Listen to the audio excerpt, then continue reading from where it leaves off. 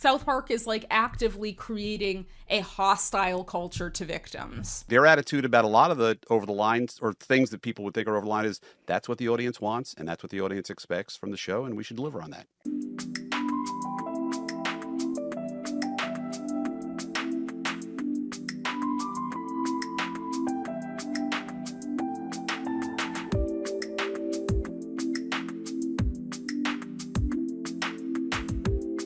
Oh, this is gonna be a weird one. It's the summer. Weird episodes this summer, huh? Hi, welcome to the Catella Bubble. Thank you for tuning in to the show where we just talk about whatever I want and somehow it will come back to Harry and Meghan eventually. I don't know how or why. Today we're going to be looking at South Park. So this is going to be quite a long essay on why I have such a complicated relationship with South Park. Bear with me, but I wanted to have sort of like a compliment sandwich. Now, the thing is, I can't guarantee that the bread will be of even thickness. I can't promise that the shit in the middle of the sandwich isn't going to be massive, but I can promise it's going to be a landmine of super problematic stuff. So like, just pray with me, okay? So here's my history and the history of South Park intertwined. I was born in 1992, and according to Wikipedia, quote, Parker and Stone developed South Park from 2 animated shorts, both titled The Spirit of Christmas, produced in 1992 and 1995. The second short became one of the first internet viral videos, leading to South Park's production. That's definitely something I'm gonna be really critical of Parker and Stone on, is that they seem to be like terminally online. And South Park is terminally online. I totally get it. South Park as a whole concept is very terminally online. South Park premiered in August 1997, so I guess I was about 5 or 6 or so, but I didn't really fully start watching it until about like high school, maybe late middle school, early high school. I was just such a goody two-shoes growing up that I kind of knew instinctively that South Park wasn't for kids and therefore I shouldn't watch it. I was just like, this isn't very good for my mental development. This is also why I never watched The Simpsons growing up either. There was something about early Simpsons that was like, seemed very mean-spirited, and I was like almost too pure, so I was kind of like, no thank you. That must mean though that there are people my age whose parents just let them watch whatever shit was on TV and were exposed to this because it was a cartoon and they didn't know any better. So like, South Park for certain people must have like melted some people's brains a little bit. It must have gotten in there really early if they're my age. When I started watching though, so like maybe around like 2006 to maybe like 2007, 8-ish. I was watching it pretty intensely. Like, I was watching it weekly. I was watching the new seasons coming out. I was binge watching earlier seasons. I was catching tons of reruns of it. I can't tell you what season that was, but like maybe it was like I've watched everything from like 1 to 13 or whenever that last season was that I caught in full. So I have to own up to this. Like, I have definitely been there. I've definitely been in the South Park state of mind. I think there's just something about when you're in high school. I think everybody goes through like an edgy libertarian phase where you think like, I just think everybody should be able to make fun of everything and do anything that they want to do, and the government shouldn't be involved in that, and free speech, yo, and also I want to smoke weed. Like, I think every teenager goes through that, and I think South Park really scratches that itch. But although I can make like a rational case for why some early South Park is actually good, I can't speak to later South Park because I stopped watching it. There's also like an obvious rational case for why a lot of early South Park is actually pretty bad, and Trey Parker and Matt Stone's shtick is getting pretty old, and their response to criticisms of their show is like wild and stupid. So I guess like let's start there and then we'll move on.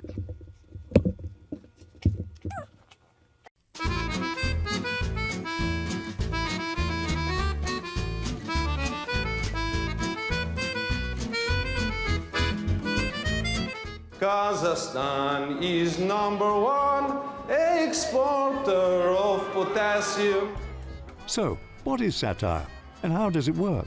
Satire is the art of making someone or something look ridiculous, raising laughter in order to embarrass, humble, or discredit its targets.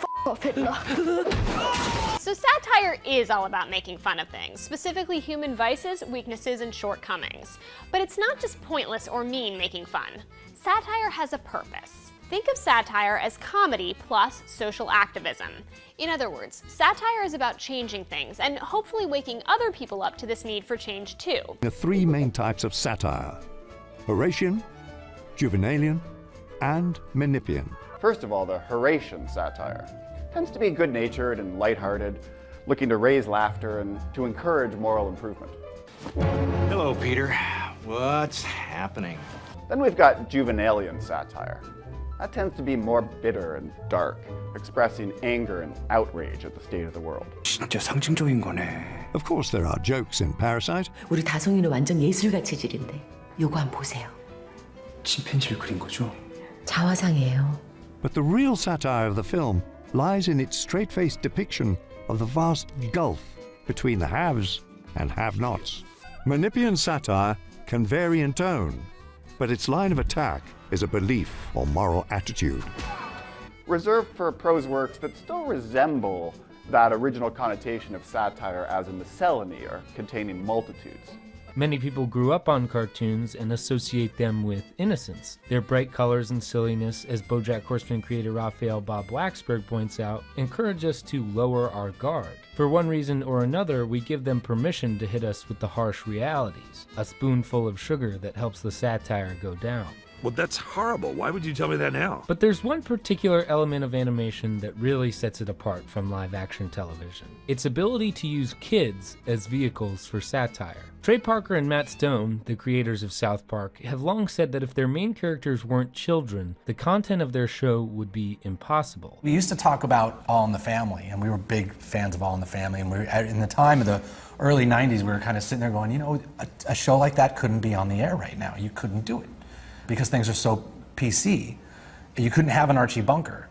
And we used to talk about how, you know, if Archie Bunker was 8 years old, I bet you could do it. I think South Park, when it picks a good topic and doesn't fuck up the takeaway, I think the overall landscape of South Park is hilarious. Like, I find a lot of the characters funny. I love a lot of the dynamics of the kids and the adult characters and the characterization of the entire town. I think all of that's great. We're lucky enough that we've created a show where it's not about a family or a kid, it's about a town. And so it really does lend itself very well to say, you know, we can sit down in the writer's room and go, what's going on in the world? Yeah. How do we have that happen in South Park? The voice acting of South Park is like instantly recognizable and distinct. And sometimes just the line deliveries are funny. Cartman was, of course, my favorite growing up as a kid, and Randy was my favorite sort of adult character. I think those parts of the show are my most nostalgic. The parts that sort of capitalize on those already established relationships and already established characters to make social commentary, that's where South Park really shines. Cartman being so twisted and gleeful while making Scott Tenorman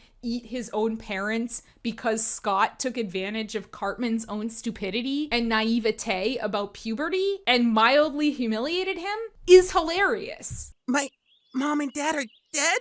I came just in time to see Mr. Dinkins giving his report to Officer Barbrady, and of course to steal the bodies. After a night with the hacksaw, I was all ready to put on my chili con carnival so that I could tell you personally about your parents' demise. And of course, feed you your chili. Do you like it? Do you like it, Scott? I call it Mr. and Mrs. Tenorman chili.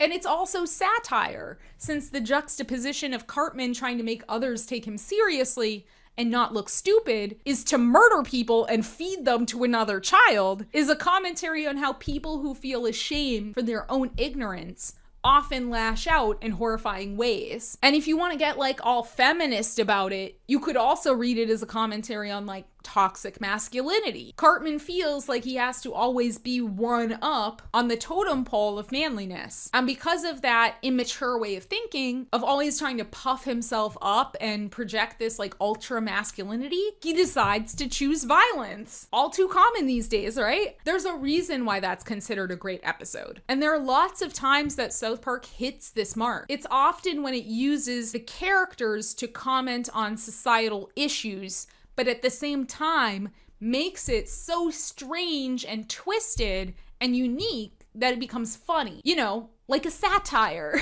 And for the most part, I'd say the episodes that do this the best are the ones that focus on the four main characters and maybe the townspeople, rather than the ones that focus on poking fun at pop culture. There are definitely some good ones that maybe have like cameos with celebrities or politicians, but typically I find the episodes that focus too heavily on the pop culture or too heavily on those guest characters are just not very good, and they tend to be dated on a rewatch, like extremely dated. Fun fact, did you know that South Park was one of the earliest animated television shows to use computers? And the original stop motion shapes from the early shorts and first couple seasons were so simple, since they had to do it all by hand, that when they switched to computers, the whole production process could be sped up to accommodate being more topical. Okay, well this thing took us 3.5 months to make, working super duper hard. If you order 10 of these, I honestly don't know what we're going to do. Like, you'll get them in a couple years. And we also, at the same time, we're kind of researching and trying to figure out, is there any technology out there where we can make it look the way it looks, but still basically do it on computers and be able to do it way faster? I honestly think that that's as big as the sort of creative side of the show. It was the fact that we cracked that, because Matt and I have always been kind of techie nerds. And like, we like that stuff. We like problem solving, that kind of stuff, and getting into technologies and stuff like that. And being able to crack that nut is almost equally what made South Park work as the creative. I think it sounds like a good idea at first, but then it can also make it sound like the turnaround time is just way too short to actually think about what they're committing to the screen forever. Part of the process, which I'd love you guys to talk about, is you do it all within like 6 days. Yeah. There's a great documentary that you guys made about your process, but could you talk about how that sort of all came about? You made reference to it earlier with slipping in timely jokes. Yeah, I think it evolved. What would always end up happening, depending on, it was kind of all over the place. Sometimes we'd have a run of 6 shows, sometimes it'd be 8, sometimes it'd be 10. And we would always, try to prepare for the run and have like a writer's retreat before and come up with some ideas and everything. But it always got to the point by the end of the season, middle of the season, that we were flying by the seat of our pants. It was like, we would just barely get a show on the air on Wednesday. We would all, we would get it to you guys at, 9 a.m. Wednesday morning. We would go sleep all day Wednesday because we've been up for 48 hours. And then we'd come back on Thursday and be like, all right, well, now we've got nothing for next week. So we've got to just, and at least the first, the last few shows of every one would be that way. We've tried many times in our careers where we work on something and we kind of put it down and then try to get back to it. And it's never good. It's the end of the run and we're exhausted and we can't think, and we go through a whole Thursday and can't think of anything. We get to Friday and we can't think of anything, and it gets to Saturday morning and we're like, all right, we're gonna call Comedy Central and say, sorry, no show this week. And it's like, let's just do this dumb thing with Christmas critters, right? And we just started doing it, but then we were just on fire because it like had to go, and we had no time to think things over and question them. It was just like, go. And part of me thinks like, I don't know, if you're gonna make a television satire, maybe you should put a little bit more thought into your commentary before you blast it out into the world of reruns than like 6 days or whatever the turnaround on South Park is. Sorry, that's getting a little bit negative. We're still in South Park good. One example where I think briefly using a celebrity cameo plus being topical worked well is the cameo with Steve Irwin. It's when South Park briefly implies that Steve Irwin is in hell. Hey, Satan, you got a little problem. What? Somebody showed up in a crocodile hunter costume. It's really offending some of the other guests. Oh, jeez. Hey, hi, listen, dude. The whole crocodile hunter thing, it's just a little soon, I mean, he just died a few weeks ago, and it's just not super cool. You gotta leave. But it's me, Satan. Steve Irwin. I am the crocodile hunter. Oh, but then, dude, no costume. Sorry, you gotta go.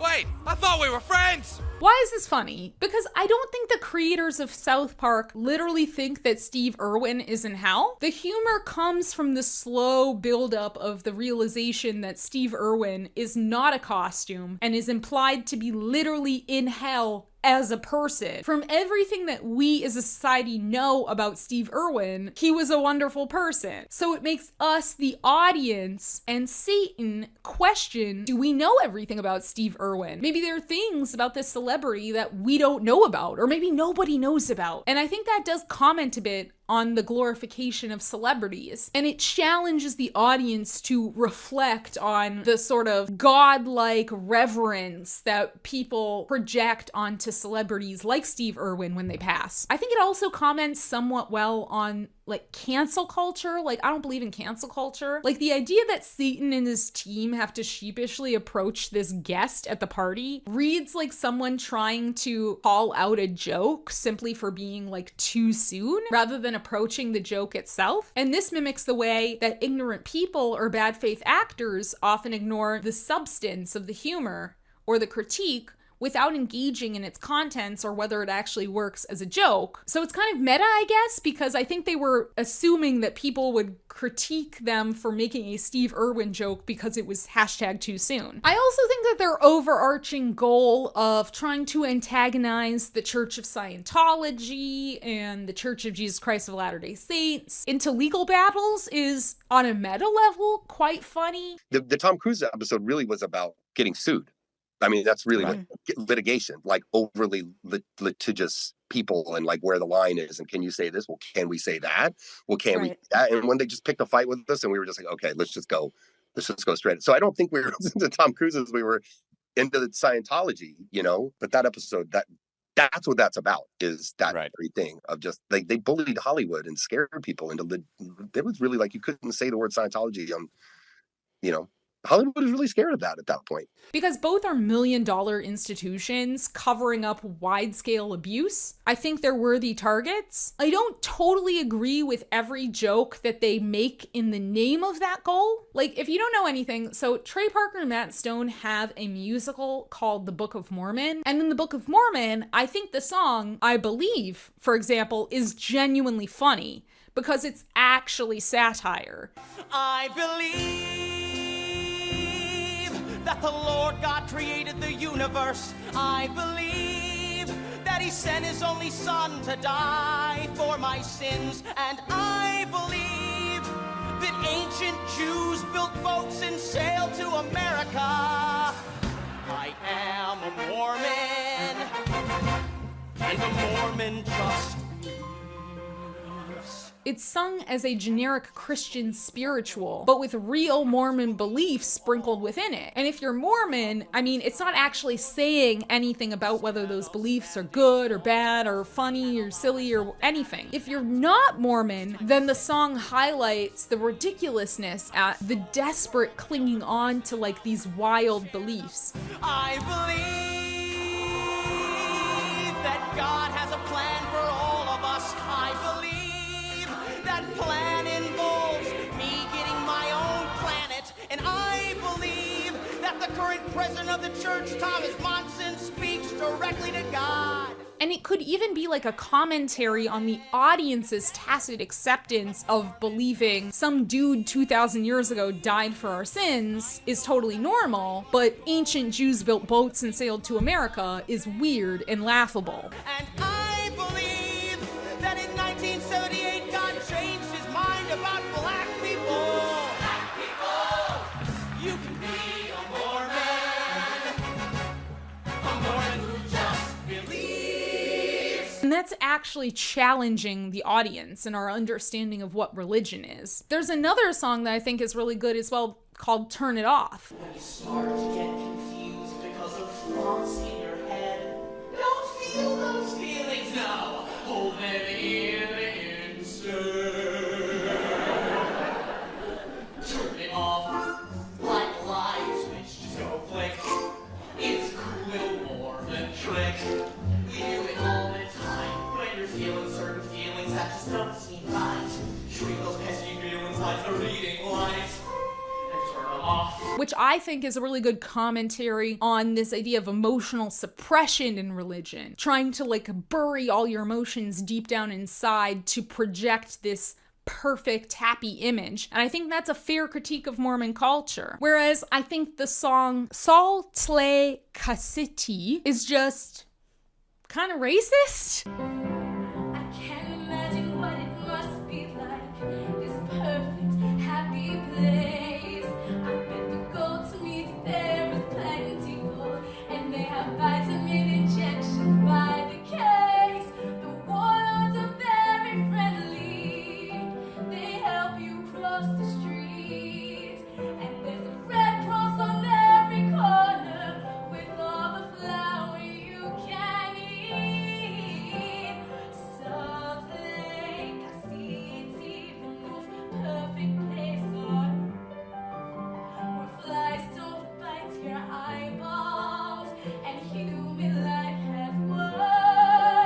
Actually, most of the depictions of the Ugandans in Book of Mormon is just racist. It's definitely true with Hasadiga Ibawai, which is not related to Uganda at all because it's just gibberish that two white guys came up with. We've had no rain in several days. Hasadiga Ibawai.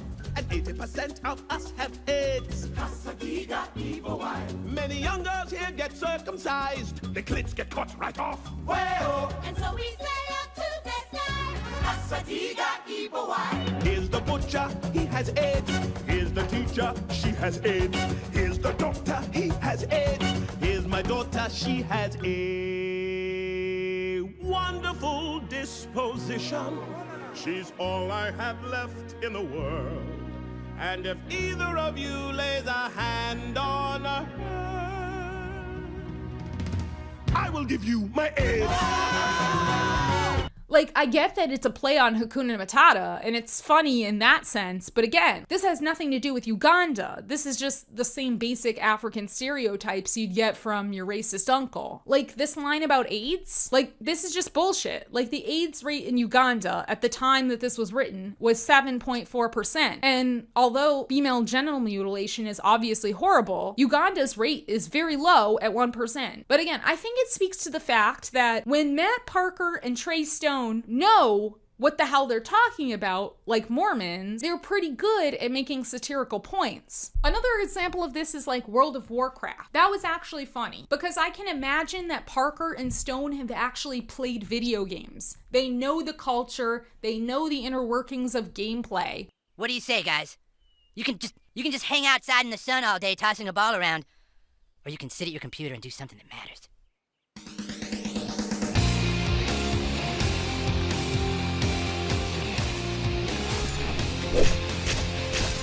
So their jokes are based in reality, which they are then using to comment on real life gaming culture. And clearly they have learned more about the history of how Mormonism came to be through research. There's another song in Book of Mormon called All American Prophet. Like, they clearly have done research on Mormons.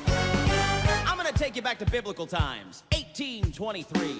An American man named Joe living on a farm in the holy land of Rochester, New York. You mean the Mormon prophet Joseph Smith? That's right, that young man spoke to God. He spoke to God? And God said, Joe, people really need to know that the Bible is in two parts. There's a part 3 to the Bible, Joe. They've also clearly done it for the episode on Joseph Smith, which again is actually funny. Look, I'm sorry about losing the pages we worked on, Joe, but I'm ready to write it all down again if you translate from the plates. I would love to, Martin. Except, I just had a vision, and the Lord said he is very angry with me for letting you take those pages. He is? Dum dum dum dum dum! Yes, he is so mad that he will never let me translate from the plate of Lehi again. He said we must now translate from the plate of Nephi. So it will be the same basic story, but written a little differently. Wow! Because it's actually satirical. But Matt Parker and Trey Stone know fuck all about Uganda, and clearly they did no research into it, so their commentary on Africans is just to be fucking racist. There's this book called Guns, Germs, and Steel by Jared Diamond. It's all about how no people of different races are exactly as intelligent as each other. There's absolutely no genetic difference between Africans, Asians, Caucasians, Latinos. You know, no matter what race you are, there are geniuses in every population. What it all boils down to is the resources and the climate that your society evolved in. Europe had the horse and the pig and the cow and arable land. That's why they grew up to colonize the world. And if Africans had developed there, then they would have gone out and colonized us. You know, if they had had pigs and sheep and cows and grain and stuff like that. So anyway, fuck God. Basically, that's the moral. Basically, it is absolutely 100% earned. It's true. It's a valid reaction for anyone that gets the short end of the stick cosmically. If you don't like what we say, try living here a couple days. Watch all your friends and family die.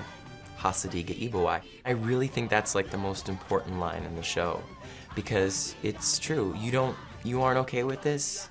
I'm sorry, because this is what I'm dealing with. So I'm sorry if you're a little comfortable in your velvet seat there, but this is my life. Except they're not actually dealing with the things in your fucking song. You just made it the fuck up. Like, if the song was like, fuck the gays cause white people came and told us we should be more ashamed. Evangelicals helped us pass a law cause homophobes think it's a natural.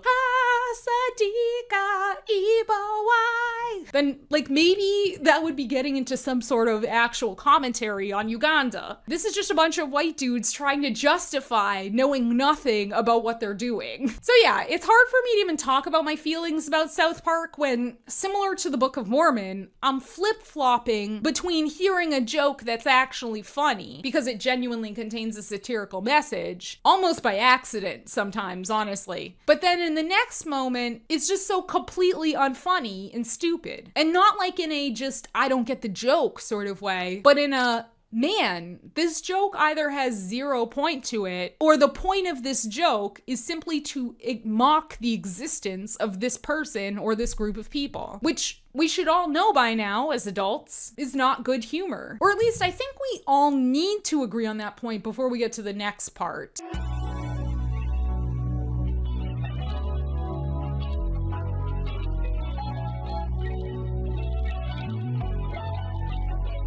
Now, I can already hear what the criticism of the last part will be, which is, I just don't like it when they pick on my side or people that I like. But my whole argument is that we should maybe reevaluate who we pick on in media as a culture. Instead of accepting the premise that we should just pick on everybody equally or be able to make jokes about everybody's expense, maybe we can think about it like, you know, punching up versus punching down, or think about in what context we can make jokes about someone, or what qualities about a person might be appropriate to make jokes about, or how we could still be funny without necessarily being cruel and pointless. Because to me, satire is all about the art of social commentary and wit. Like, essentially my point is, South Park is at its worst when it's just not satire. And if the show wants to dodge criticism through this whole like, we make jokes about everyone, we're a satire that pushes back on all sides of the aisle, then it's gotta be a satire and not just crass and boring. Like, then don't call it satire.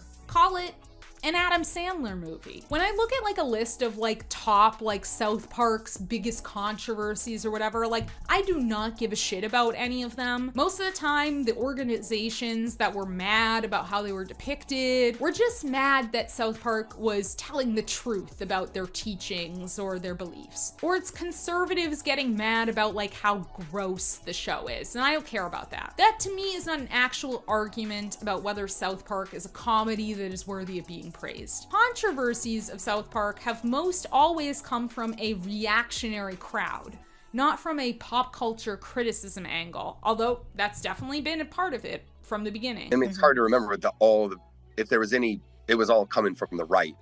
We were considered counterculture, and the critics basically covered for us, like Doug said, and it was all the Catholic League, that dude. The Catholic League always on our ass, always. The one guy in the Catholic League, you know, it was kind of came from that side of the equation. This might have melted Parker and Stone's brain a little bit because they receive a lot of unfair criticism about the show, but they seem to have also lumped in like good faith criticism of the show with bad faith criticism of the show. Who's telling you not to say, you know, who's going to be the most offended at, oh my God, you can't say that.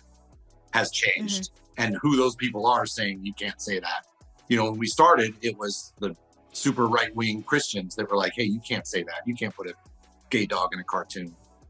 You know, and now it's flipped to where it's you know, a lot more of the, you know, the people saying, hey, you can't say that because that's not cool. You know what I mean? So it's like, same thing.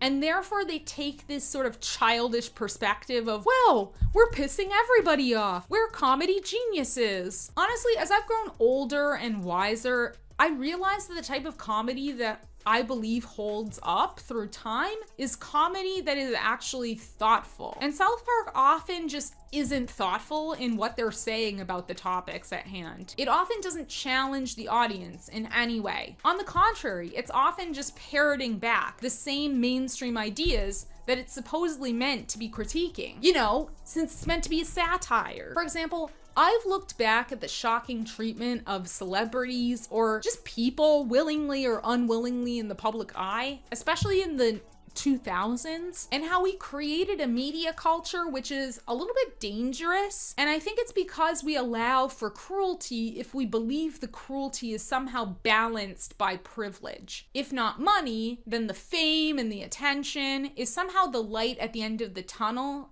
for being ritualistically abused by the press. We live in a world now where Paris Hilton's released a memoir. South Park made a episode about her called Stupid Spoiled Whore Video Playset. So there's already a lot there. I'm the title character. She's the titular character. It also applies to Britney Spears, Christina Aguilera, Tara Reid, and all the little girls who were fans, which upset me more than anything ugly they could say about me. In this episode, I guess they shoot her dog dead. When someone on the red carpet asked how I felt about the spoiled stupid whore episode, I said, oh, I didn't see it. When a journalist told Matt about my muted red carpet response, he said, that shows how fucked up she is, which is just like, shut the fuck up. Like, be quiet. Prior to Me Too, we were taught to be cool, rise above, and accept stuff like this. My not wanting to watch his cartoon about my dog being shot and me coughing up ejaculate, that's evidence of how fucked up I am. Sexualized bashing of young women is worse than politically incorrect. It's dangerous, and it's boring. And it's a failure of imagination. How do we not see that the treatment of it girls translates to the treatment of all girls in our culture? Pamela Anderson has exposed how the media objectified her to the point of parody and ruined her life. After being with Tommy, after that tape was stolen. Ah, yes, that tape. The one she and Tommy made on their honeymoon. It was stolen from their safe. Their intimate moments turned into a profit center for others. What do you want people to understand about it? That it was stolen property. That it was two crazily naked people in love. I mean, we were naked all the time and filming each other and being silly, but those tapes were not meant for anybody else to see. And I've not seen it to this day. It was very hurtful. I love you, Pam. I've been a fan of yours for so long, but I gotta say, watching you in that sex tape was like a whole new experience for me, because up until then, I'd never seen anyone get gonorrhea before. She became a painful cultural punchline. That's right. Miss Anderson is an actress, a model, a writer, a producer. I think for a while she was a hooker. And she still has time to Tommy Lee's on a yacht in St. Bart's. Her marriage to Tommy Lee wouldn't survive. Neither would 5 others that came after. And Free Britney revealed that Britney Spears was being controlled for other people's gain. After nearly 14 years, it took a judge in this courthouse today less than 40 minutes to decide that Britney Spears' conservatorship was no longer required. Her attorney assuring the court that safety nets are in place to protect Britney personally and financially and put her in a position to succeed. Today's ruling the culmination of dramatic events inside the courtroom and out. Revelations from 2 groundbreaking documentaries. Conservatorship has got to go. The steadfast advocacy of a grassroots movement.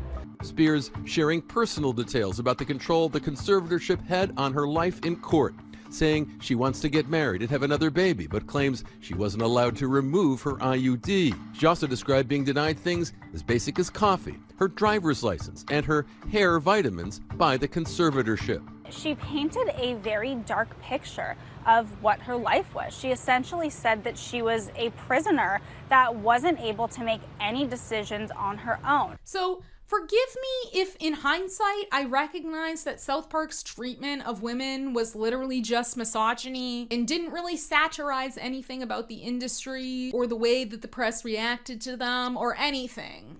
It was just stupid spoiled whore. South Park, in fact, has proven time and time again that it is not forward thinking at all. As a satire, you would think they would want to challenge the status quo.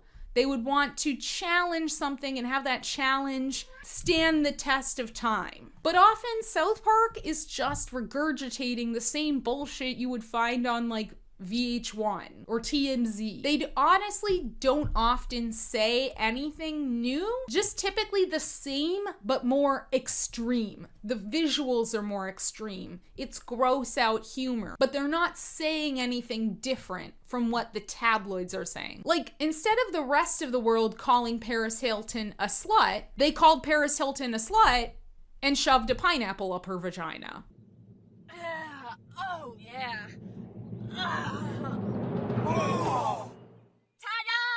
And for a show that's had like such longevity, I wish they would like learn and grow, like realize that they're not actually that funny and try to be funnier. Like, you know what show is a great example? It's Always Sunny. It's Always Sunny has always been forward thinking. Has it made some jokes that might not have aged well? Sure. But it always tries to do better the next time around while still being hilarious and genuinely edgy. Think about how the trans character of Carmen was dealt with. Like, the early show used the T slur a lot. It was a little bit insensitive. Characters made a lot of insensitive comments. But the show never made Carmen the butt of the joke.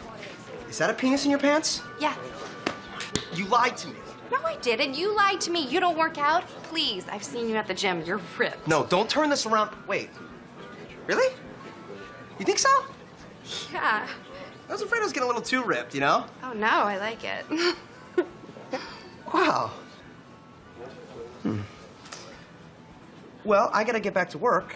But I don't know, maybe I'll give you a call sometime. And in fact, it seems to always respect her name and pronouns, even in the earliest seasons, even when characters are still transphobic against her. What are you guys, what are you doing? Just watching a basketball game. Oh. I was just leaving, actually. No. You know what? I was gonna leave. I mean, you could. No, it's okay. I've got a hair appointment in like 20 minutes. It was nice to see you. It's good to see you. So I'll see you tonight? Mm-hmm. I'll pick you up at 8. Cool.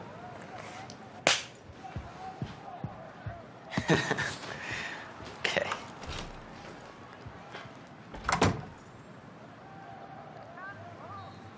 Just getting it removed. So what? Just putting in my time, you know, so that afterwards, Gross, I'll dude. be first. The butt of the joke was always Mac, and it was always for his religious hang-ups and for his weirdness with his own sexuality. The joke was always on him. It was never on Carmen. And 2, the show does better when it returns in later seasons and emphasizes yet again that Mac is the dumbass and he is the joke. How you doing? Wow, you look great. Sweet camel toe. That's a good tuck job. You have it taped back there? No, That's good. It's actually gone.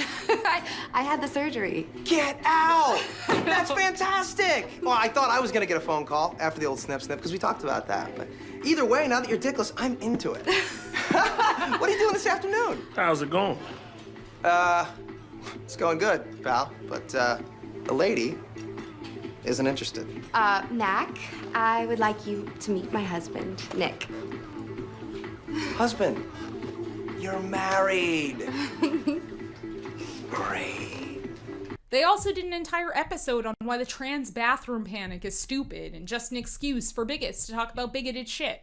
You know? I mean, for years and years, they've been oppressed. The least we can give them is, you know, a nice place to piss and shit, right? And we got to put up a sign so that they know their place. Now, are you proposing that we put a sign in one of the bathrooms that says minorities only? What does the other sign say?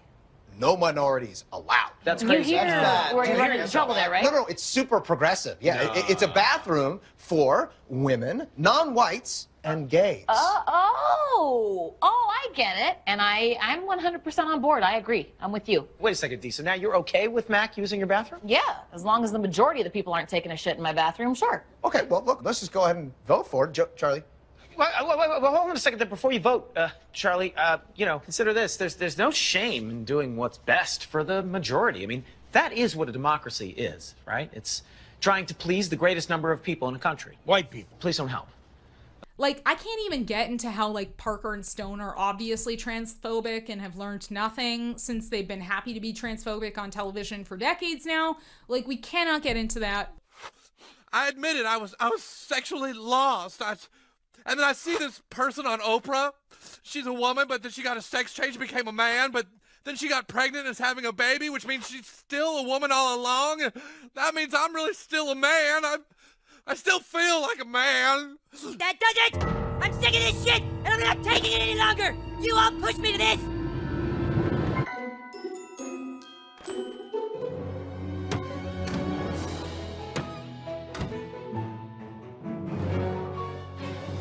What the hell do you think you're doing? I'm going to the potty. This is the girls' bathroom! All right, I need to tell you something, Wendy. I'm transgender. What? Did you notice the bow? I'm not comfortable with the sex I was assigned at birth, so I'm exercising my right to identify with the gender of my choice. Now get out of my way, I have to take a shit. Matt Parker and Trey Stone are, like, anti-learning. Like, sometimes I wonder if they are accidentally satirical. If only they stuck to topics that they actually know something about. And with that kicking in my brain, it's time for me to dive right into modern South Park. Have Parker and Stone found the right balance of humor and poignant criticism to poke barbs into our societal expectations and systems? Or did they just take a few cheap pot shots at Harry and Meghan? Let's see! Come on, come on, come on, come on, come on. It's the Worldwide Privacy Tour. Oh God, I don't know what I'm getting into today. All right, I've already given my spiel about my relationship to South Park and when I used to watch South Park. I have not watched South Park in probably a decade, so I'm a little bit nervous. I don't really know what to expect. This is honestly my genuine reaction to this episode. My expectations are not super high. What I can assume is that it's definitely gonna be a mix for me between things that I think are actually satire and things that I think are just Trey Parker and Matt Stone playing into like shit that they don't know anything about. But let's strap in. Let's strap in. It's time. I'm going down to South Park, gonna have myself a time. Friendly faces It's a new... humble. Like, okay, I'm already shocked because I haven't seen the new intro for South Park. Like, the last time I watched South Park, it was not computer animated, this intro at all. So I'm like already like, wow, the quality really upped itself. Okay.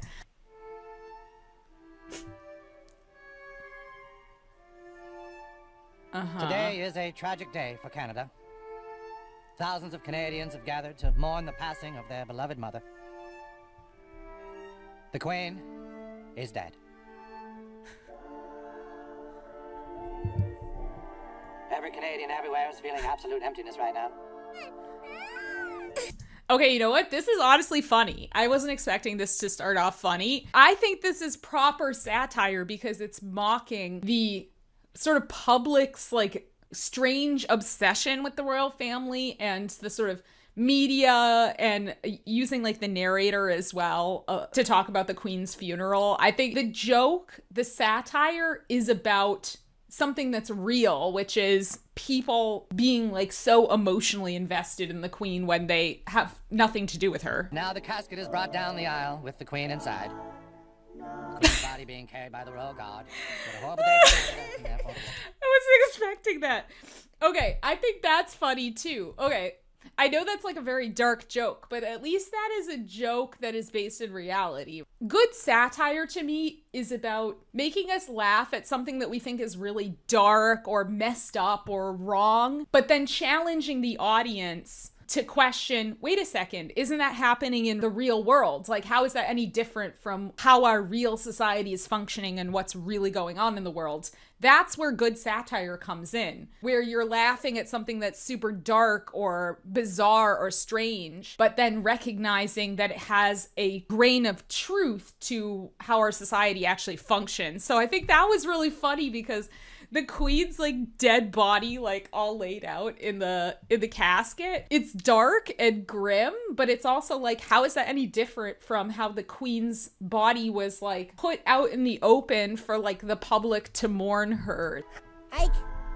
Come on, dude, you can't keep doing this. She's dead, Kyle. The queen died like 4 months ago. You gotta let go. Oh, that's funny. Okay. You're mourning someone for like months and months and months that you have like no clue who they are. You don't know them in any personal capacity. I think that's funny. And here comes Canada's most beloved musician, Sir Smelly John. Yes, Smelly John sitting down at the piano with a tribute for the Queen, I believe. Goodbye, Quafe, Quafe. Same says lawyer. Quafe your last quafe. Oh, and now people are starting to stare angrily. Yes, it looks like the prince and his new wife have just shown up. The prince and his wife have, of course, been bashing the Canadian monarchy. A lot of Canadians hate them now. I just don't really understand what the joke is supposed to be here, because South Park, the only commentary that South Park has made on Harry and Meghan is that a lot of Canadians, which in this context is British people, a lot of British people are mad at them for bashing the royal family. But South Park hasn't commented anything on whether or not that's true or not, or whether or not that's justified or not, which I think is interesting. They're basically just like, yeah, lots of people are mad at Harry and Meghan. But that's not a satire. Like, what's your actual commentary on that anger? Do you think it's justified? Do you think it's not justified? I don't know. Very bizarre. Oh, and I believe the Earl of Halifax has just farted on the prince's wife's face. The prince seems to have taken offense to this. Oh, and this is bad now. I'm playing dark. Like, again, with the farting on Meghan Markle, is South Park saying that that's justified? It's not justified? Do they think it's over the top of a reaction to her? I just don't know what it's trying to say. And for a satire, like, it has to challenge something about society or about current events. Hey, guys. Kyle, dude, where were you last night? Yeah, we were all raiding. Look, I know you think I haven't been showing up for things, but I got screwed by my little brother. He just keeps crying about the Queen. And then there's this prince and his wife, and they're bashing the Canadian monarchy. I guess it's like people don't even know why they showed up for the funeral. And that's another thing where South Park's not actually commenting on what they think of Harry and Meghan leaving the royal family, which I think is odd. Again, they're just regurgitating what the press has said about Harry and Meghan, where he's like, people are saying, why did they even show up to the funeral at all? It's like, well, South Park creators, like, you're smart, right? Like, why do you think they showed up to the funeral? Because it's Harry's grandmother and Meghan's his wife. Like, what do you mean? What are they actually saying about that? They basically are taking what the press has said hook, line, and sinker and not actually contributing any new commentary on it. It stinks, doesn't it? What stinks? I love Butters. When people make certain judgments about you? I've been watching you, Cal, and I can see you're having some problems with your brand. My brand? Some kids call it your credibility or your reputation. But those things are just little parts of something much more important. Your brand. All right, so now I'm getting a little bit concerned. So it looks like this episode is going to be about branding or rebranding, and it's going to be a critique of Harry and Meghan rebranding themselves after leaving the monarchy. Now, I think it's a little bit strange because Harry and Meghan leaving the royal family, of course they would have to rebrand themselves, right? Like, there's a big difference between being a working royal and not being a working royal. So in that way, I understand what they're saying of like Harry and Meghan have to rebrand themselves. But Butters is starting to like make the argument that basically like everybody is obsessed with brand or rebranding themselves and stuff like that. And I don't think that that's really a criticism of Harry and Meghan. Like, they haven't made a lot of effort to, like, say that they're, like, rebranding themselves or anything. They're just, you know, starting new projects because they're no longer working royals. So I don't think the South Park creators actually know what they're talking about. It's almost as if they watched, like, one Camilla Tominey critique of Harry and Meghan and then based an episode on it. Some kids call it your credibility or your reputation. But those things are just little parts of something much more important. Your brand. Think about it, Cal. Who are you? I'm just me. See? You don't know what your brand is. So how is anyone else supposed to know? It's like a commercial for Kyle, but you're not putting a label on the jar. Butters, this seems very out of character for you. it does seem very out of character for Butters as well. I was thinking that as well. It's like, when was Butters like all obsessed with like branding and stuff? That's because I've been working on my brand. My parents saw that my brand wasn't working with people, so they sent me to brand management. Brand management? You know what? If this episode wants to discuss the idea of rebranding, I think what would be a much better use of that topic would be going after people that have had to rebrand themselves after an actual scandal. Like, Harry and Meghan don't have an actual scandal tied to their rebranding efforts. They just have to rebrand because they left the royal family. But if this were an episode that was making fun of like Kevin Spacey trying to like rebrand himself after his like SA allegations, if this were about Prince Andrew having to rebrand himself, if it was about people caught up in scandals rebranding their image, I think that would be really biting satire. And I think it would make a lot more sense with the tone here, because we've just walked into Come Hammer brand management. Like, that would be fucking funny if it was a place that people went to after they were accused of like SA or something like that. That would be funny. But this, it just like, the message is totally off because it has nothing really to do with Harry and Meghan. Hi, Mr. Davis. Well, Butters Staunch, how you doing there, Butters? How's the brand going? Great. I made 2 new friends, and a girl asked me to help her with her homework. Well, there you go there, Butters. See, like, I feel like that joke would work a lot better. Again, because, like, this guy here at the Brand Management Center is giving off kind of, like, creepy, maybe pedo vibes. Like, if the brand management company was a brand management company that specifically handled people that were caught with like the grossest scandals, like let's say that it was South Park, they wanted to really push the envelope. They could have like a celebrity that was accused of like cannibalism or something, and they have to go to this brand management, and there's this like creepy guy with like a beer belly that helps them to like rebrand themselves. That would be funny, an actual satire, because that's something that's actually happening, as opposed to this whole Harry and Meghan thing that's not really happening. Like, it's not satire if you're commenting on something that's never happened before and is unlikely to happen. Live from the television studios in Toronto, it's Good Morning, Canada. It has been several months now since our beloved Queen has died. All Canadians are finding it hard to go on. All Canadians, that is, except for our first guest, the Prince and his wife. I don't know what the commentary is trying to say.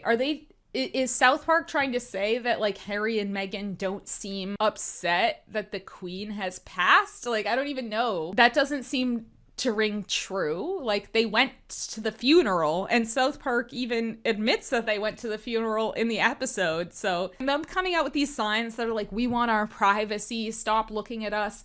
Again, it's not based in reality. Harry and Meghan have never said, like, we want privacy, we don't want people looking at us. They've never said that. That's media spin that South Park is just regurgitating. We want privacy! We want privacy! Hey, thanks for having us on the show. It's so awesome to be here. It's great. So let me start with you, Sam. You've lived a life with the royal family. You've had everything handed to you, but you say your life has been hard, and now you've written all about it in your new book, Wah. Listen, all right, I'm not saying you can't make fun of Prince Harry's spare. I just think that this isn't very good satire, because to me it comes across as somebody that has obviously never read the book, doesn't know what the book is about, guessing what the book is about. Like this idea of like, your life was so hard and then you wrote this book where you just complained about everything. That's, again, the media spin about what Spare is about, but it doesn't ring true to what Spare is actually about. I've read the whole thing. You can watch all my reviews on it. So again, it's not to say you can't make fun of it, but I think calling it wow when you don't actually know what the book is about, it's just very lazy. It's like if I ripped like Catch-22 off of my bookshelf and was like, this book should be called Wow, War is Difficult. And it's like, okay, like, yeah, I could make that joke, but it's not very funny if you know what Catch-22 is about. Yes, that's right, friend. You see, my wife and I are totally like, you should write a book because your family like stupid, and then so are like journalists.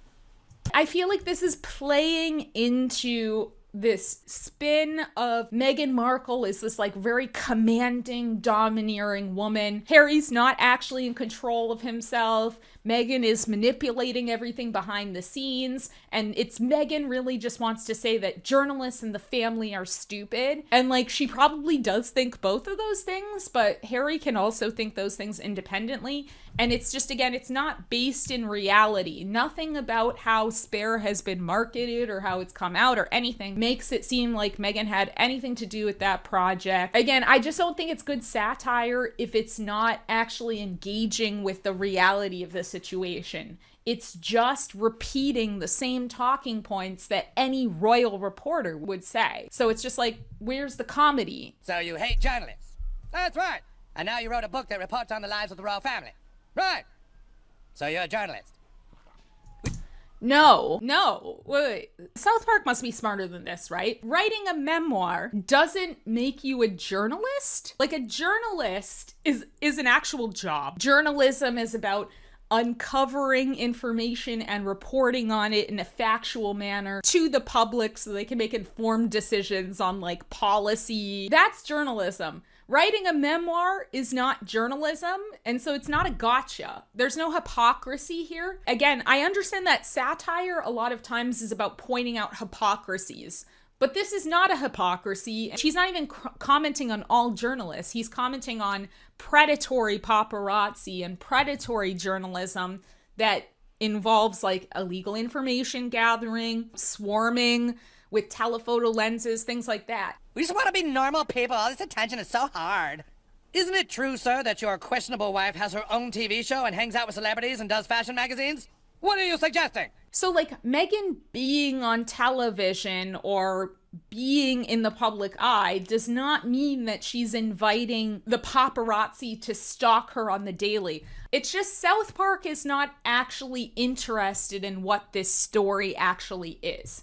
And so it's like, if they're not interested in actually digging into the meat and potatoes of this story, why are they commenting on it? Like I said before, South Park is pretty good at commenting on things that they're really willing to like sink their teeth into and do like a sort of deep analysis of. Like Mormonism, because they clearly have grown up around Mormonism and they know a lot about Mormonism you wouldn't get from just the average layperson. But here, this is just lazy. This is just, why don't I take what the tabloids are reporting and just present it as that's what's happening? Like, they're not actually invested in trying to challenge the audience's preconceived notions. The reporter on the right is meant to be like pointing out these hypocrisies with Harry and Meghan, but it's not a hypocrisy to say that you don't like being stalked and harassed by quote unquote journalists, but also be on Suits. Like, it's two different things. Some people might say that your Instagram-loving bitch wife actually doesn't want her privacy. How dare you, sir? I don't even think Meghan had an Instagram at this point. Like, again, this idea of like Meghan is like an Instagramming whore of a wife. Like, I just don't think that's a fair criticism. Just because a woman like has an Instagram and puts up pictures of herself doesn't mean that she's giving full consent for every person to like swarm, harass her, follow her, tail her, take pictures of her from like 500 meters away with a telephoto lens. It's just like South Park is falling into the same misogynist trap that they've always fallen into and never learned from. That like just critiquing women for wanting to be in public and then calling them like whores is just misogyny. And in this case, like there's a little bit of misogynoir as well because of this idea of like Meghan being this like super domineering and controlling woman who is also a whore because she has an Instagram. My Instagram-loving bitch wife has always wanted her privacy. And you know what else? To hell with Canada. We are leaving. We'll go find some quiet place where we can be normal people. Come on, wife.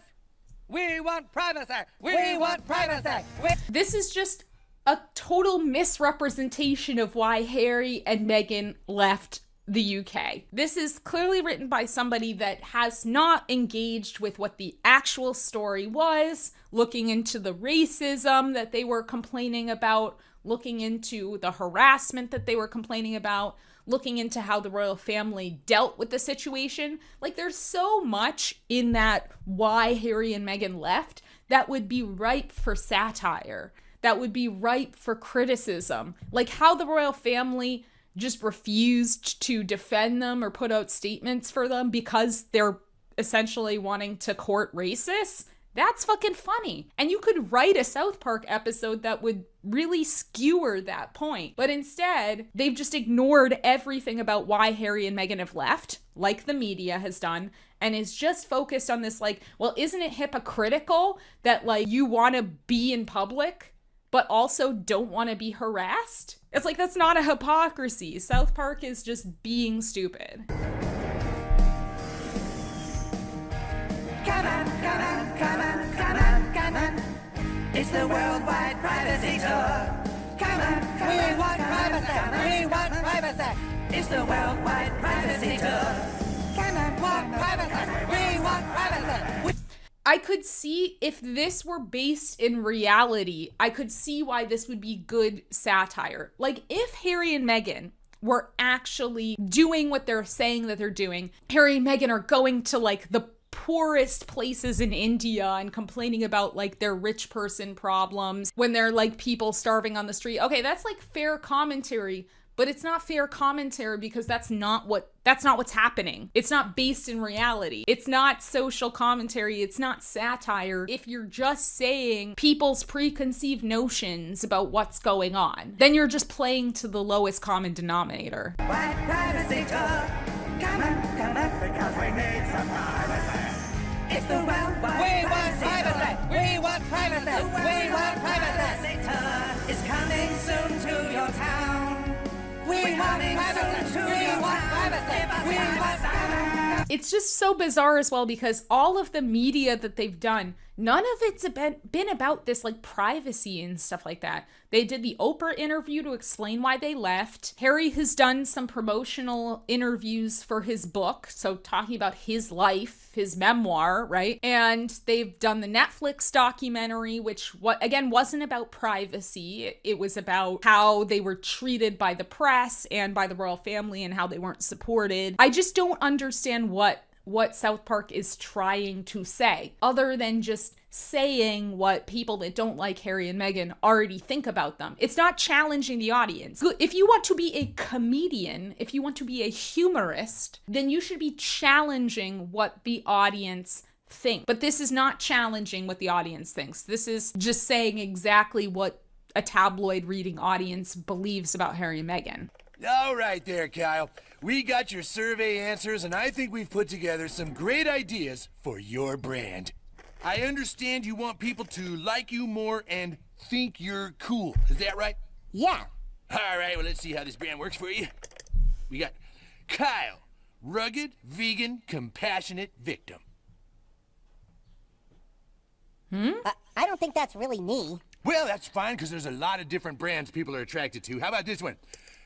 Kyle, sensitive, outdoorsy, frugal victim. I'm not that outdoorsy. Okay, so I already see where this is going. So South Park is going to make the argument that everybody these days, all these celebrities are rebranding themselves as the victims. And somehow that they're using this label of being a victim to market themselves. But Harry and Meghan were the victims of harassment. Meghan was the victim of racist attacks and harassment. Like, that's not fake. This juxtaposition of everybody is rebranding themselves to be a victim. It's victim blaming, right? It's basically saying people that speak out against these types of things, they're just using it to market themselves as a victim. But then that creates a culture in which we're basically saying victims should stay silent. And that's pretty dangerous. And to me, that's not funny. That's not really like something that South Park should be joking about, unless they want to make that specific critique against a particular person that is actually being a hypocrite in that way. Like, again, if this were about Kevin Spacey, if they wanted to joke about Kevin Spacey branding himself as the victim in all of this, that would be an actual biting critique of a person that's actually doing this. But right now, these two storylines are trying to paint this idea that Harry and Meghan are marketing themselves as victims. And one, I don't think they're marketing themselves like that at all. And two, it's just victim blaming. It's just basically saying anybody in the public eye that says that they were a victim of something is just doing it for clout. They're just doing it for attention. And again, that's pretty dangerous because we want to create a culture in which victims feel like they can speak out, call out injustice, say things were wrong, there was wrongdoing against them. We want to create that culture. So South Park is like actively creating a hostile culture to victims. Look at this town. There's just something about it. Oh, darling, I think this might be the place. You really think so? It's so quiet and empty here. If we moved here, then people would think we're really serious about wanting to be normal. It does seem perfect, doesn't it? We can have a fresh start here. Lead a normal life and have babies. Can we? Can we really move here and finally have our own privacy?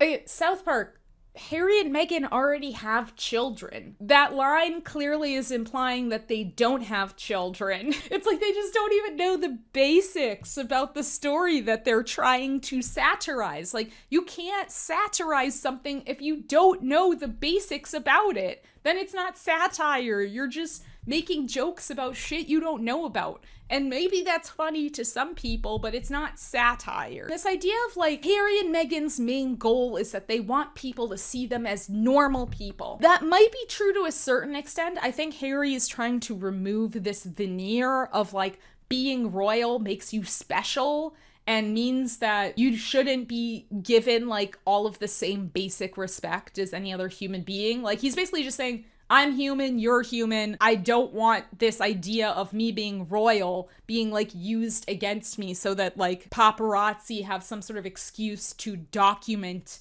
every facet of my life. But I don't think that that's been the main focus of what they've been saying in interviews or in their Netflix documentary or in Harry's book. It's not really about like being normal for the most part. My love, I will do anything for your privacy.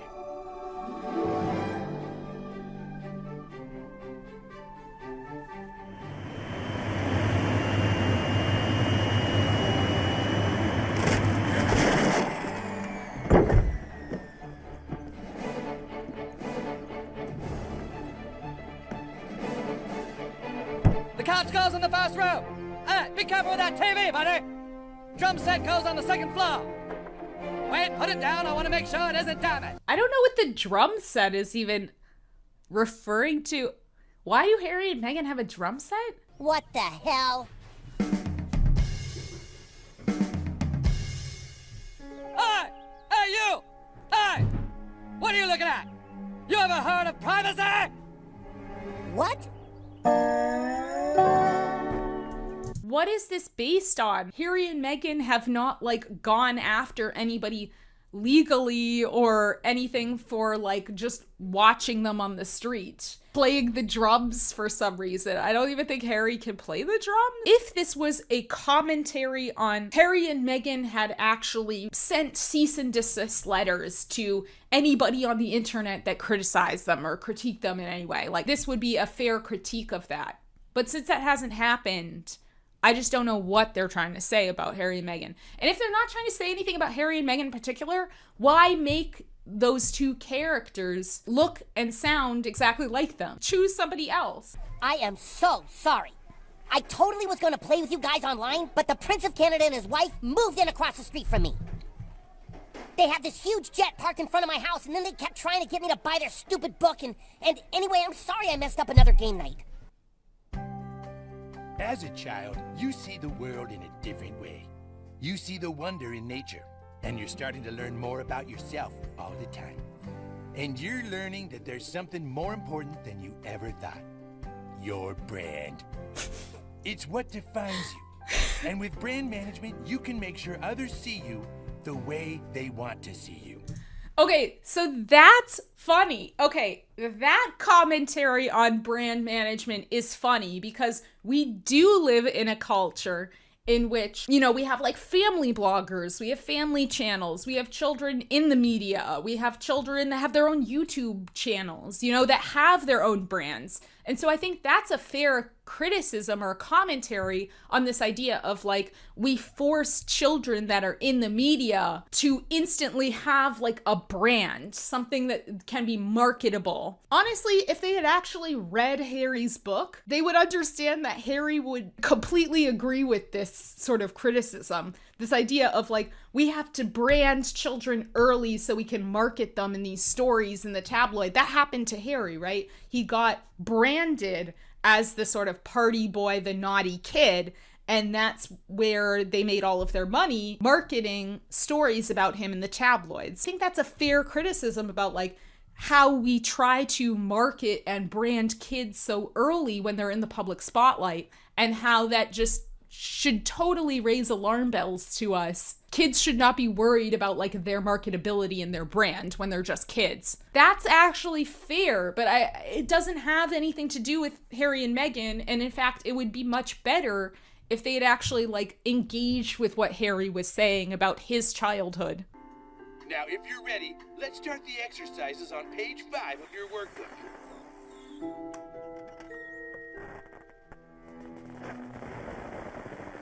Yeah! Respect our privacy! Leave us alone! Down with the monarchy! We deserve our privacy! I wish Harry and Meghan would get on a megaphone and say down with the monarchy, but they're not anti-monarchists. What is South Park trying to say? They are not down with the monarchy type people, and nothing with how they've engaged with media since leaving the royal family is anything like this. They haven't been like shooting rockets up into the air saying, leave us alone. They haven't been shouting into a megaphone saying, end monarchy now. I'm the one fucking doing that. They're not. Oh, God damn it, now the prince is playing polo on the lawn. We are here because privacy is a basic human right.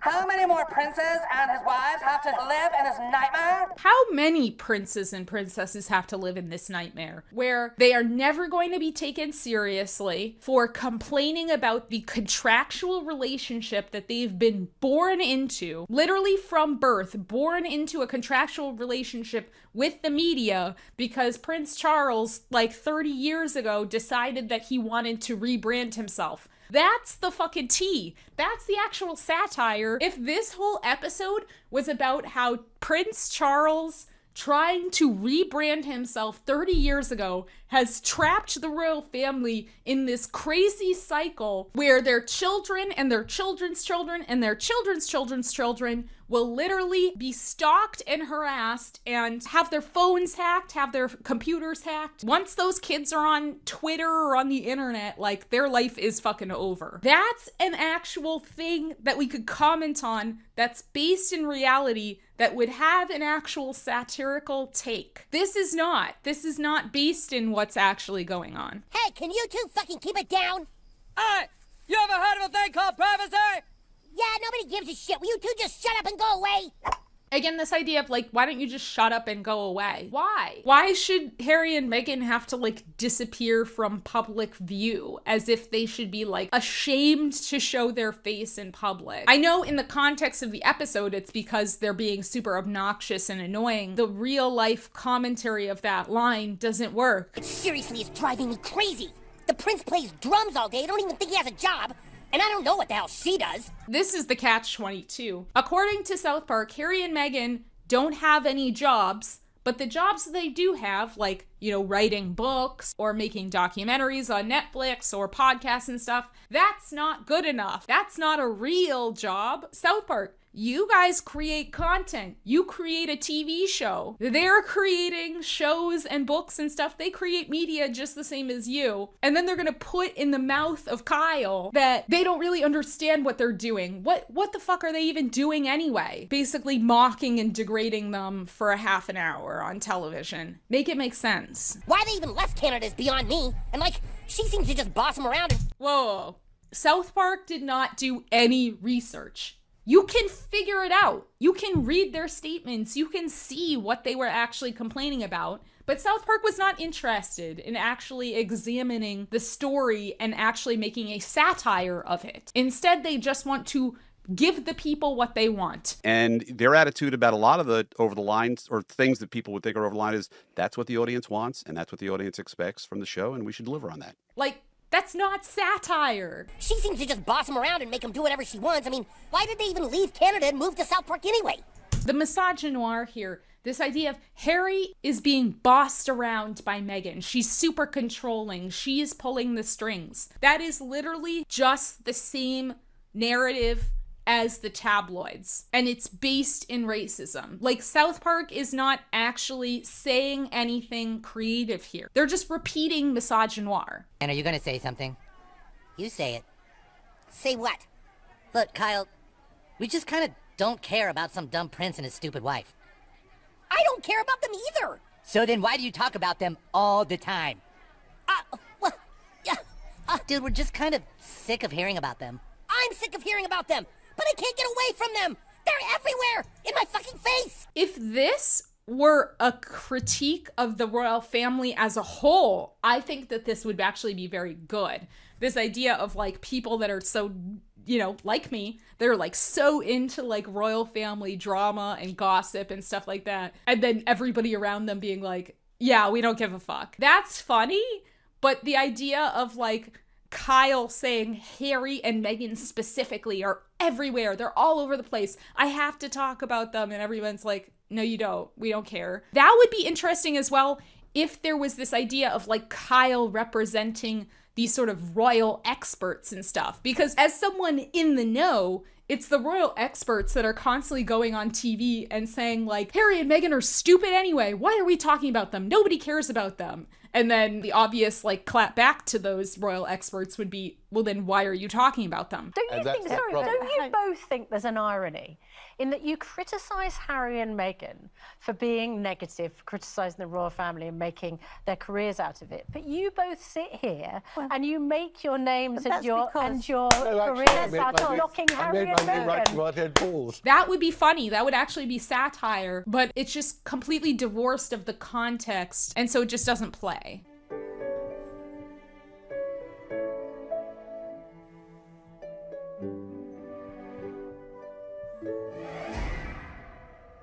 Okay, Meghan being on the cover of a lot of magazines is not Meghan's fault. See, like, South Park should know, like, they live in Hollywood. They understand that Meghan is not actually the one controlling what gets put on these covers. South Park creators actually make a comment on the media. Why is the media so obsessed with Harry and Meghan? That's something to explore, but they don't want to explore that.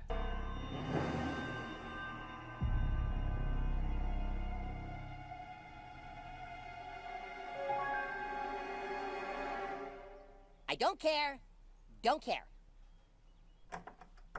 What the hell? What'd he just say? He victimized me. It's because I'm an ethnic woman. He can't do that. Wait, you're ethnic? This is an outrage. Well, okay.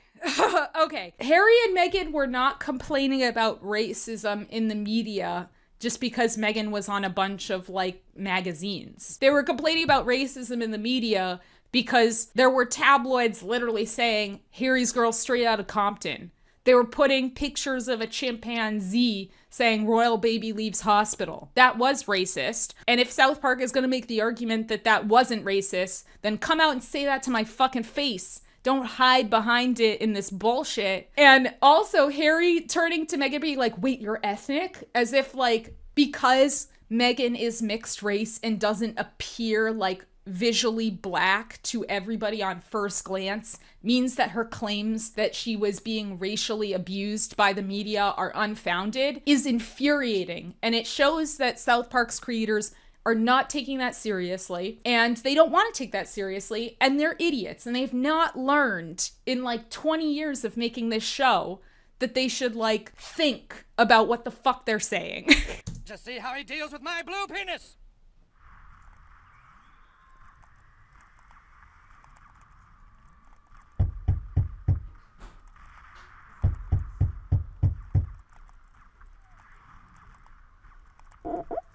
Harry wrote about frostbitten penis in the book for a purpose. I'm not even going to talk about like why it's in the book again. Just watch my reviews, right? But this is not an accurate portrayal of how Harry has talked about this story. It didn't come up in any of his like interviews to market the book at all. He hasn't been like telling this story over and over again. He put it in the book and then people latched onto it because they're like, oh, it's crazy, Harry's talking about his penis, and then blasted it in the media. But Harry didn't do that. This visual representation is not actually a critique of reality. Hey! Hey! Have some respect for people's privacy! Hey!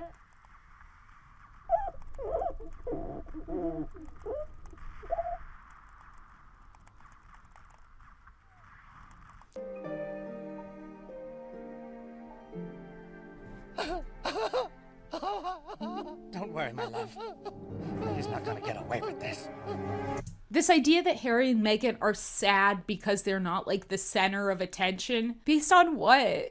I just don't even get what they're trying to say about them because it's so divorced from what they've actually said and done in public. Why make an episode on this at all, South Park? The most important thing about your brand is being flexible. We want to make sure you're completely satisfied. You say you're having some problems? That's right! There's this horrible spy who lives across the street from us, and we're gonna get him back by changing our brand. It has been proven, beyond a shadow of a doubt pretty much at this point, that Harry and Meghan have genuinely been harassed. Harry especially has had actual stalkers that have unlawfully gathered information on him and published it to the media. The episode is making it sound like that's never happened. This is all in their head. They're actually the problem. They're actually the ones instigating all of this. It's total victim blaming. All right, and I do see you're in our database, but you didn't first get help at this Cumhammer location? No, my wife went to one in California as a child.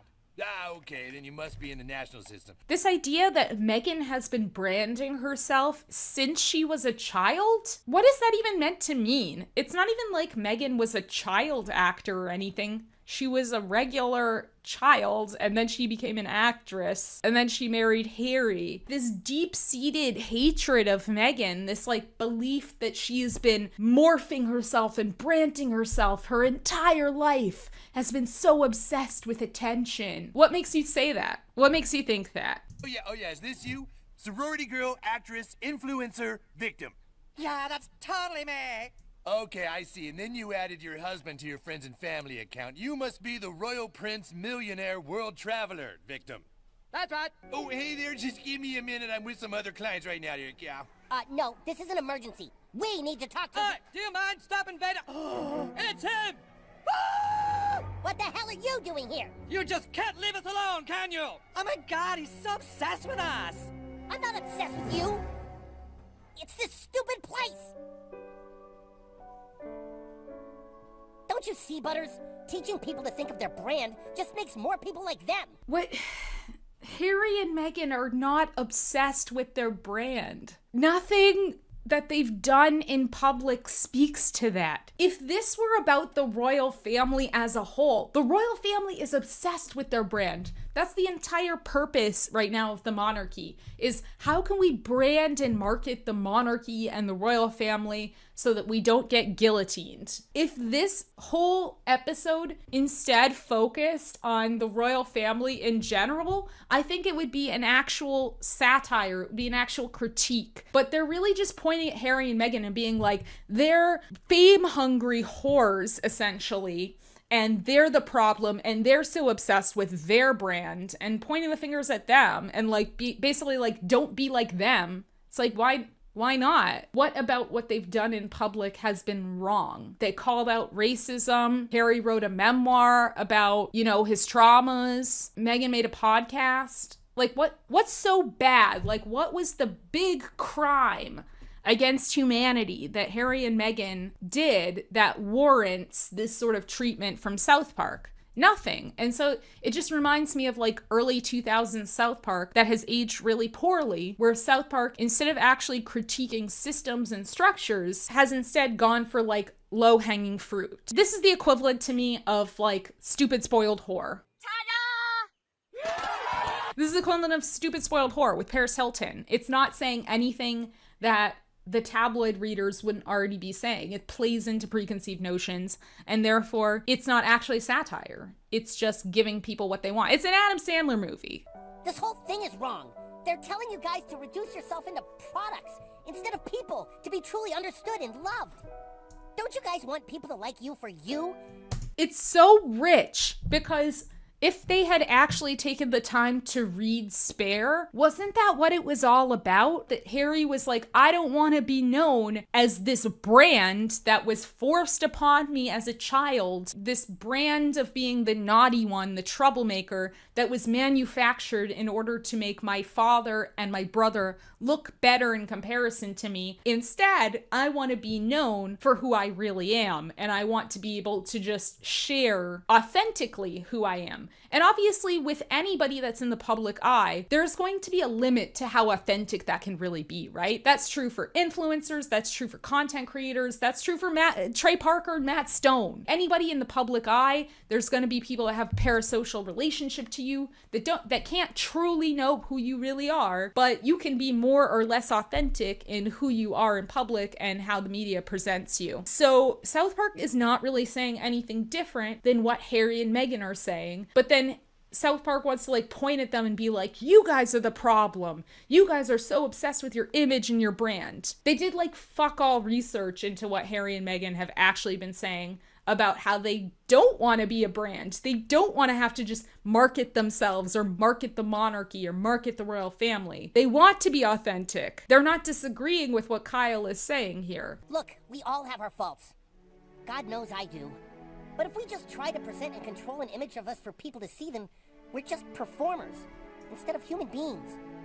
That's exactly Harry's point. That when he was in the royal family, he was a mere performer. He was cast in a role in the monarchy and then was forced to perform that as a child and then going into adulthood. Like Kyle and Harry in the real world would be on the same side. But then South Park is just going to ignore everything that Harry and Meghan have actually said so that they can like seem superior. Like they're telling us this great lesson, this great truth. But it's no different than what Harry and Meghan have been saying for years at this point. He's right.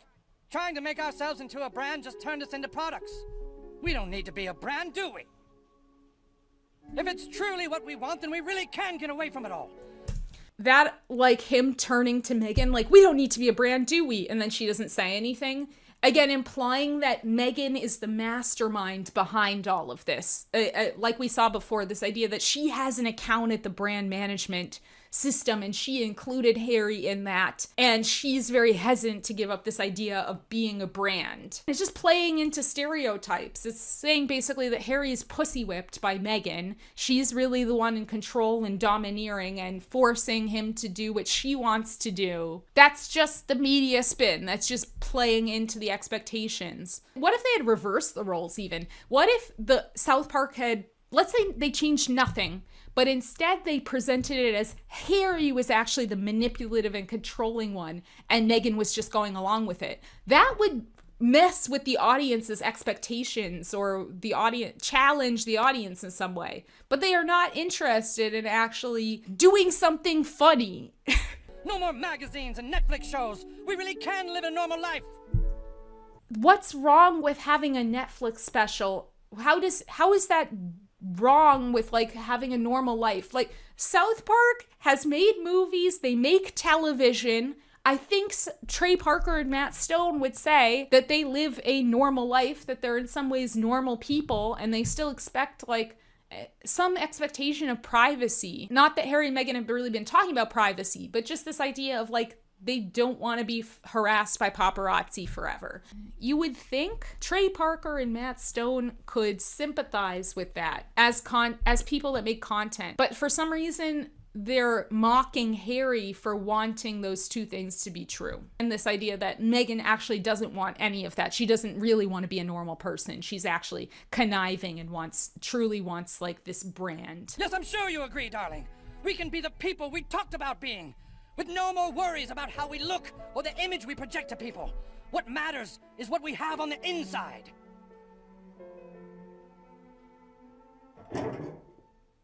Hello? Again, this implication that Meghan is an empty, hollow person on the inside.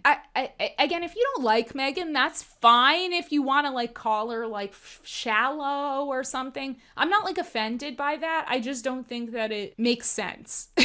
I just don't think it makes sense. And I think it just goes back to like South Park just loves misogyny. They just love to put women down, and any woman that's like in public that looks pretty and has an Instagram must be a shallow, hollow whore. And that's the critique. That's all the critique that South Park can actually like muster up against a woman. Even if they had mocked sort of like, there are things that are mockable about Meghan's character, right? I like think it's mockable like how much she's like into like granola crunchy stuff, right? Like she does yoga and she likes like eating healthy and like that kind of like almost like Gwyneth Paltrow like goop vibes, you know, like essential oils and stuff like that. Like that's something you could actually mock Meghan for because it's actually tied to her personality. And if they made a joke like that, it would make me believe that South Park actually knows who Meghan Markle is. The way that Meghan Markle is being portrayed on this show, it's as if they have no idea who she is. And all that they know is, oh, she has an Instagram. She must be a vapid bitch. Yeah, come on, honey. We don't need this place. Honey?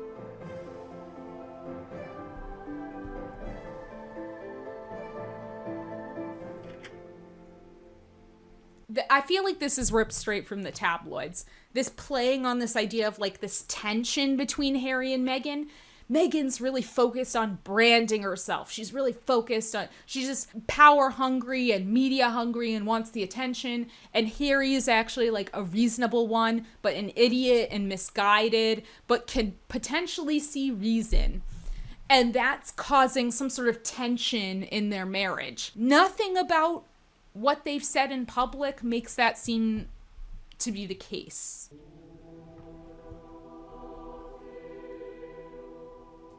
The Queen is dead. What a sad day for Canada and therefore the world. Ike, I need to use the... Oh, no, not again. She's still dead. Ike, I have to get on the computer. The Queen's been dead a long time. Ike, I have to get on with my friends. If I don't, they're gonna think I'm... It's okay. Things get to you. It's who you are.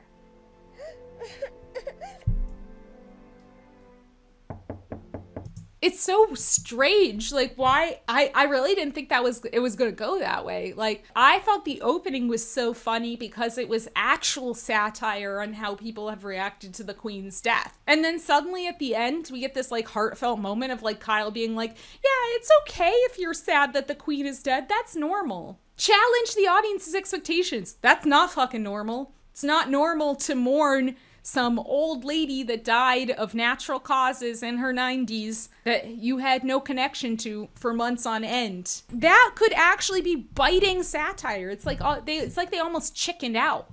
They didn't actually want to make fun of the Queen. They didn't actually want to make fun of the royal family. That was actually pretty tame. But you're South Park. Your whole idea is you're not tame.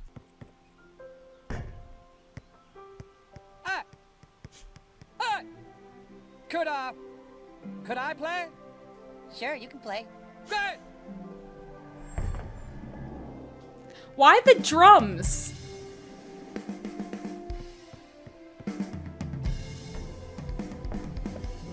Again, they just made it seem like Harry's an idiot.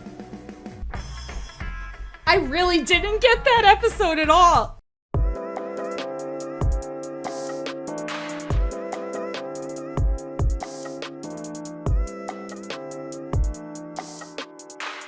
I really do not understand the spin that came from this episode. Like, I think South Park didn't think they were walking into a stupid media minefield, but they should have known that because they were clearly regurgitating what the media was telling them. I wish they hadn't, because Matt Parker and Trey Stone are just so dumb.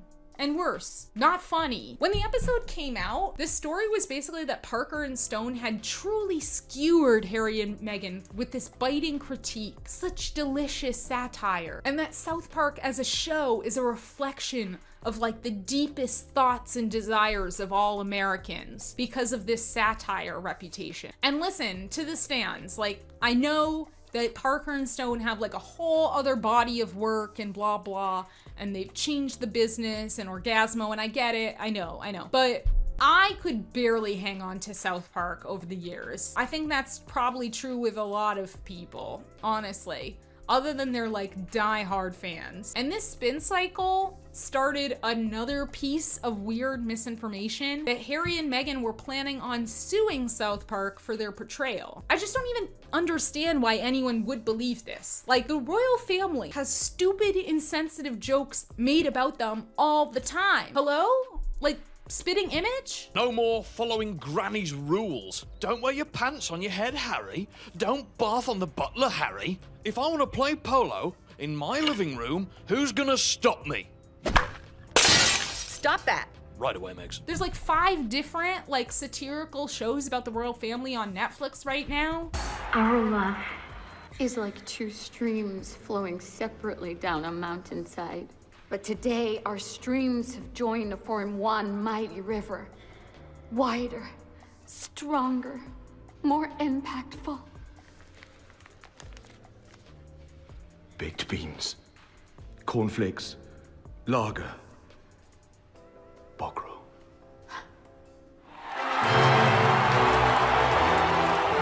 In what person's mind would they believe that Harry and Meghan would think to sue South Park for this portrayal? In America, like the land of free speech, like, come on. Nobody could have believed that in good faith. So this media spin started that like Parker and Stone had like come out and defended the show in the wake of this possibility that they would potentially sue them. And all these articles pointed to a podcast called Basic, where they were interviewed on the podcast. It's a podcast about like basic cable from like the early 2000s and sort of like how basic cable sort of changed the game for television. It sounds like an interesting idea for a podcast. It sounds exactly like something like Parker and Stone would go on. So I decided to listen to the episode. How long can you imagine continuing to do this? Because it is, I mean, as you've been describing your process, that's a punishing process. And I realize you're doing 6 episodes or whatever, so it's not like you're doing it every day all year long, but still, that's a lot. And there, you can go back and find articles where I say, well, it's not like I'm gonna be doing this when I'm 40. You know what I mean? And like Mick Jagger used to say. Yeah, it's just like, come on, that'd be ridiculous. But it's obviously it's changed for it's more than just our show. It's our brand, and it's whenever we get back to it, and especially I have to, it's like it always sucks and it's always a grind and I always want to kill myself on every episode. But it's a good time too. South Park is only as good as Parker and Stone's personal bubble of experience. When they don't know about a pop culture issue, they have no more of a satirical take than like the New York Post. I wish Parker and Stone would learn not to comment on shit unless they have a unique perspective on the topic, because when they do, they tend to do much better than when they are just regurgitating the same pointless cruelty as any other rag. Honestly, is Spitting Image honestly better satire than South Park? Like, I watched like their very best of Harry and Meghan on Spitting Image, and their characterization of Harry and Meghan is like so much closer to satire than what this Harry and Meghan episode was. Careful, Harry. I spilled some essential oils on the floor. Ooh, what's with all the potions, Meg? You're not going scientist on me, are you? If I'm going to succeed in America, I need a lifestyle brand of creams and supplements. Gwyneth Paltrow has Goop, Kourtney Kardashian has Poosh, and Jamie Lee Curtis has Poogurt. Now I've got mine. Meg Goo, celebrating the sexy earth goddess in all of us. Brilliant! You're a genius at sauces and ointments. What I need now is a way to launch it. A private, intimate affair that gets blasted out on social media to every human in the world. Like an Emmy or an Oscar bash, only bigger. A BAFTA party? But seriously, Like, it's strange that Spitting Image seems to be less cruel and hate-filled in comparison to South Park. Like, you would think the British media would go really hard on them, but it seems like it was written by people who actually know the bare minimum about Harry and Meghan and like their interests and their sort of quirks and personalities. The South Park one made it seem like they don't know anything about Harry and Meghan or how they act in public or they behave or what they've said in public. It just seemed to be projections of what they've heard in the media. Like, Spitting Image here seems to have actually honed in on parts of their personality. Like Meghan being really into granola crunchy, like, health products. Like, I don't agree with their interpretations of their characters, but it doesn't come across as bullshit. Like, it actually comes across as funny. So all in all, I think South Park tried to do better. Do better. It didn't really make me want to watch the show anymore. I think there's some good parts in there. I think there's some parts that are so close to hitting on satire, but it's just not enough to engage my interest in the show. So good luck to South Park. I'm out. I don't think I'm gonna watch any more of it. Thank you guys so much for watching. I'm gonna be coming up with some more things and I'll see you soon. Bye. Canadian Prince now dipping his arms into the pudding, as is tradition. Princess will, of course, scrape the pudding off the princess's arms, thus symbolizing their union. What a glorious day for our country and indeed the world. And now, of course, wait a minute. What's this? Oh, uh-oh, something is going terribly wrong. The Abbey is shaking violently as explosions abound. The top of the Abbey is collapsing. The prince and the princess look on in horror. This is not the tradition. This is not tradition at all. A giant hole now blasted into the ceiling, debris falling down and crushing several spectators, which is also not the tradition for a royal Canadian wedding. Bright beam of light shooting through the hole in the ceiling. The princess now in some kind of isometric cube. This is certainly breaking with tradition now. No! No! Canadians in attendance cannot believe their eyes. Widespread panic. The princess being hoisted away. The little mushroom people of Nova Scotia screaming with horror. The prince is attempting to grab hold of the cube. This is indeed a horrible day for all of Canada, and therefore... And the pudding has just been knocked over. Oh, this does not go with tradition at all. The royal pudding now spilling all over the Abbey as the princess is lifted up. And she's gone.